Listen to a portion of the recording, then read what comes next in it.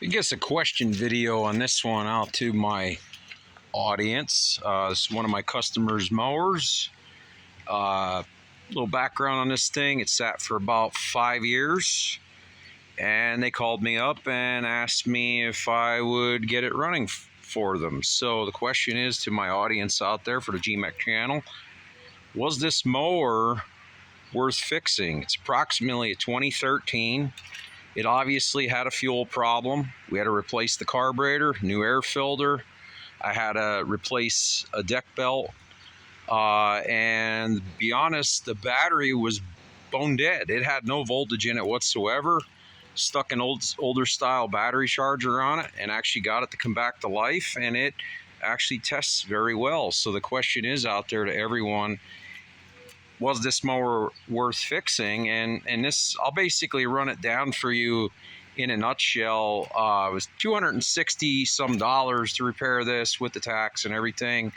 And if you were to go to buy this mower today, Poland Pro, Yard Machine, what have you, this would be, I'm estimating now without going on and doing a search, everybody out there can go and do a search, but this mower probably costs anywhere from $1,500 to $2,000 unless you find a deal, and they're out there, don't get me wrong.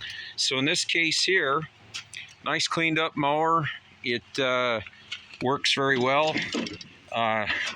Gonna rewash it here in a second. A lot of debris left over, but we just washed it up, cleaned it up, made it nice. 14.5 horsepower Briggs & Stratton engine, 38-inch cut. Manual transmission, which they last a really, really long time. Very rarely any problems with the transmissions. So, my opinion, it was worth taking the time and sending it to someone to repair this mower, and you're going to get a lot more use out of this thing instead of just buying new. So, here in this case, we may have saved at least $1,500, in this case here. So just a short video on, is it worth fixing an older mower? So just simple, basic, a little longer than a short, but just keep this in mind when you're considering maybe you have a mower sitting in the corner that needs repaired, oh, I just haven't gotten to that again.